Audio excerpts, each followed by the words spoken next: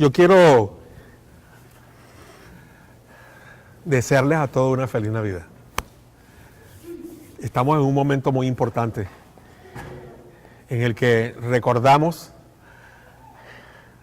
aquel Jesús, aquel Hijo de Dios, que se humanó para estar entre nosotros y traer un mensaje de salvación. Para muchos, la Navidad es un tiempo para pasarlo bien. Y recuerdan a Jesucristo como el niño que nació en un pesebre. La verdad central de la historia de la Navidad es el niño de Navidad. El niño que vino en la Navidad. Es la historia, es el acontecimiento que celebramos. Mientras Jesucristo vino en forma de hombre, se dio un acontecimiento excepcional, un acontecimiento maravilloso. Dios se hizo hombre. Y esto es lo que nos debe llenar. Vemos a Dios, lo vemos en un pesebre. A Dios en un pesebre. Miren, la Navidad no se trata de la infancia del Salvador, ni tampoco la Biblia trata de explicarnos cómo creció y cuáles fueron sus amigos o qué cosa pasó alrededor de él en todos aquellos años que ignoramos. La historia de la Navidad, Dios en un pesebre, es específicamente la deidad.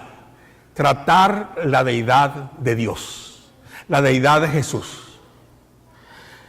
El nacimiento humilde de Jesucristo no estaba nunca dirigido a encubrir la realidad de que Dios había nacido en el mundo.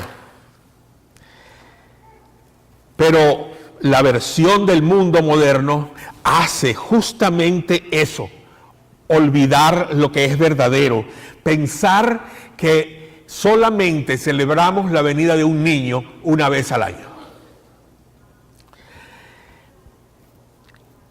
No supongo que alguien alguna vez pueda penetrar lo que significa para Dios ser nacido en un pesebre. ¿Cómo puede uno explicar al Todopoderoso convertirse en un infante, en un diminuto infante? Nuestras mentes no pueden comenzar a entender lo que estuvo involucrado al volverse Dios un hombre. Es muy difícil comprenderlo. No podemos asimilarlo. Realmente, tal vez lo veremos cuando estemos frente a frente con Él.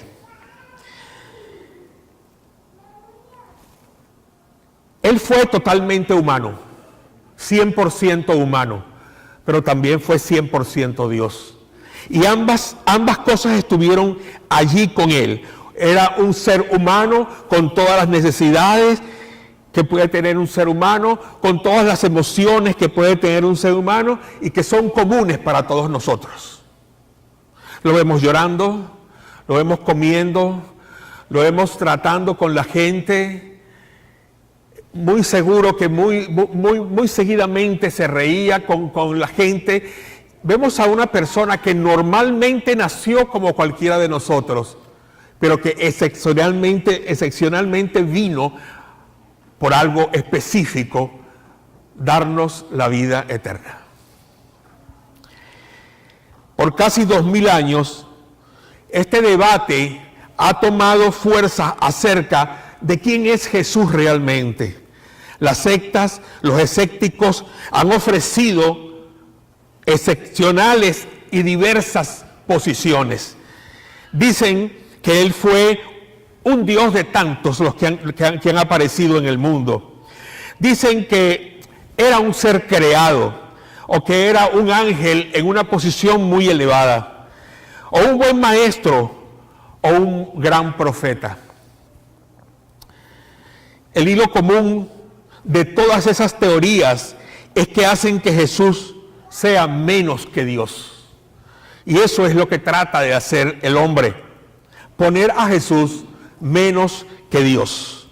Pero la prueba bíblica es apabullante de que este niño en el pesebre fuera la encarnación del Dios vivo. Un pasaje en particular escrito por el apóstol Pablo capta el ser de la naturaleza divina de ese maestro, la naturaleza divina de ese profeta, la naturaleza divina de aquel hombre que vino a nacer en un pesebre. Y dice así en Colosenses capítulo 1, 15 al 20. Él es la imagen del Dios invisible, el primogénito de toda creación, porque en él fueron creados todas las cosas, las que hay en los cielos y las que hay en la tierra, visibles e invisibles, sean tronos, sean dominios, sean principados, sean potestades. Todo fue creado por medio de Él y para Él. Y Él es antes que todas las cosas, y todas las cosas en Él subsisten. Y Él es la cabeza del cuerpo, que es la iglesia, el que es el principio, el primogénito de todos los muertos, para que en todo tenga la preeminencia. Pero por cuanto agradó a Dios, el Padre, que en Él habitase toda la plenitud, y por medio de reconciliarse consigo mismo todas las cosas, así las que están en la tierra como las que están en los cielos, haciendo la paz mediante su sangre, sangre de cruz.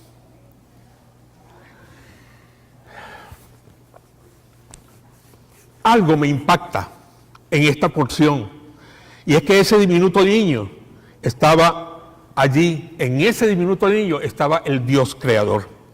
Estaba el Hijo. Escuchen, porque en Él fueron creadas todas las cosas, las que hay en los cielos y las que hay en la tierra, visibles e invisibles. Sean tronos, sean dominios, sean principados, sean potestades, todo fue creado por medio de Él y para Él. Además de la porción que ahora estamos reflexionando, Colosenses capítulo 1, 15 al 20, dice que Jesús es la imagen del Dios invisible. Sugieren, por el ejemplo de la frase, que Él es imagen de Dios. Gracias.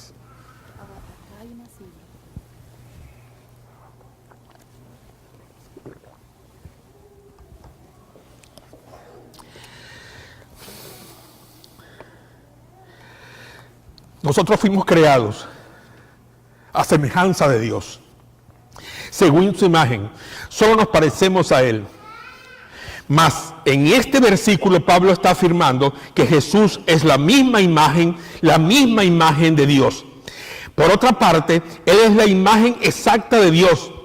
Lo dice en Hebreos capítulo 1, versículo 3 dice, el cual, Jesús, siendo el resplandor de su gloria y la imagen misma de su sustancia, y en quien sustenta todas las cosas con la palabra de su poder, habiendo efectuado la purificación de nuestros pecados por medio de sí mismo, se sentó a la diestra de la majestad en las alturas. La palabra griega traducida imagen significa copia perfecta. Una copia precisa, no solamente el hecho de que sea un duplicado, porque no era un duplicado, era Dios mismo, el mismo Dios. Pablo decía que Dios mismo está completamente manifiesto en la persona de su Hijo, quien es nada menos que Jesucristo. Él es la imagen exacta de Dios. El que me ha visto a mí, ha visto al Padre, dijo Jesús. Así que nada le falta, ningún atributo está ausente. Él es Dios, en el sentido posible, más completo, la imagen perfecta. En Colosenses, capítulo 1, verso 15, dice, Él es el primogénito de toda creación. Pero la palabra traducida primogénito describe el rango de Jesús, no su origen, porque Él no tuvo un origen. primogénito es la posición que tiene dentro de la Trinidad.